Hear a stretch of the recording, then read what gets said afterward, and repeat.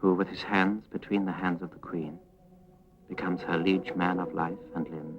For Britain's longest reigning monarch, he was the one constant witness. And kisses her upon the left cheek. For more than 7 decades, Prince Philip kept watch as Elizabeth transformed from princess to queen, grew from young bride to great-grandmother and the world's longest reigning living monarch. Along the way, he too broke records. He is the longest-serving British royal consort, for the Queen a near constant shadow, and though always a step behind, his access and insight were unrivaled. In some ways, he was born to play that role. The young Prince Philip was brought up in a royal household, born on a Greek island and in line to the Greek throne. But then the monarchy was overthrown. His family was rescued by a Royal Navy ship sent by George V. At age 7, his parents separated and his mother was sent to a psychiatric clinic. He was shuffled between relatives and boarding schools, and from the loneliness, he learned to care for himself.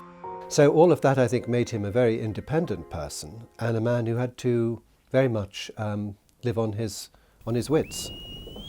He did well in the Navy, which gave him the stability he craved. At that time, I was virtually stateless, I think. I had a Danish passport, but the Navy said that they'd accept me. And so I went into the Navy, I think certainly at the instigation of my uncle, Lord Mountbatten. Philip, as a young man, was popular. It was his uncle, Lord Louis Mountbatten, who introduced him to his third cousin, Elizabeth. For her, the prince would give up his Greek title and church. In 1947, as a new British citizen, the prince had successfully wooed the princess and the nation. Again and again, the people called for Elizabeth and Philip. With the coronation, there was more to give up. This time, his Navy career. He would devote his life to supporting the British monarch. He was perfectly able to cope with that. And although people always said how difficult it must have been for him to walk a step behind the Queen, I don't think that concerned him one bit. Early on, he established the Duke of Edinburgh Award for Youth. Thousands participated in the UK and in Canada, and the popular award became his most important solo accomplishment. Even as a new husband, there were rumors of affairs, certainly many a night out. Rumors of a marital rift were never confirmed. As a father, he was loving but tough. Early on, he had a strained relationship with his firstborn, Prince Charles, who was far meeker than his father. I think he's always been hoping to, earn his father's admiration. In fact, I don't think that Prince Charles ever quite his parents never quite got it right with him. For the monarchy, the Duke of Edinburgh was a modernizing influence. He also fell into the role of advisor for other newcomers, like Princess Diana, especially when her own marriage was falling apart. When she was killed in a Paris car crash, he advised his grandchildren. Prince William was really not terribly keen to walk in the procession because he was so fed up with the shenanigans of the press and not unreasonably blamed them for his mother's death. And Prince Philip took the long view and he said to him, I think when you're older, you'd very much regret not walking behind your mother's coffin, and I'll walk with you. As a husband, Prince Philip was perhaps the only royal who could say anything to the Queen. He was often unpredictable in public, making widely reported sexist and racist remarks, like describing Chinese people as slitty-eyed and bluntly telling British business leaders they were lazy.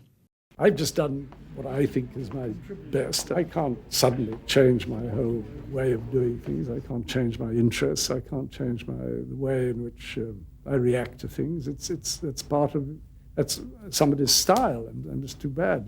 He's not one to hide his opinion, says this biographer who has interviewed him. With one particular book I was doing, his answers were so good that I couldn't use half of them because they were libelous.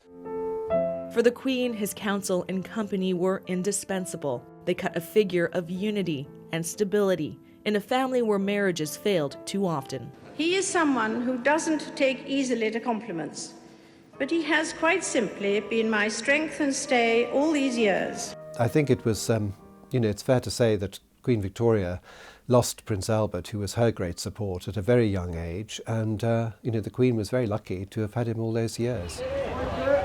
In his early 90s, the prince started to battle the effects of old age. He was in and out of hospital with chest infections, a hip replacement.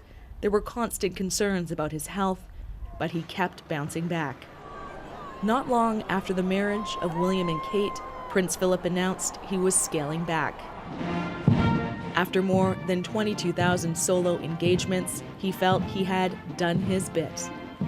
He officially wrapped up his royal career with an event with the Royal Marines in 2017. Now officially away from the spotlight, he was still supporting the Queen and his growing family. The fiercely independent prince still made headlines. Behind the wheel, he was in a car crash and had to hand over his license.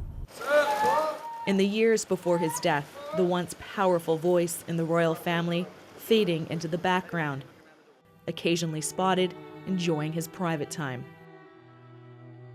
He was the oldest male British royal to ever live, and this monarchy's chief eyewitness after the Queen herself.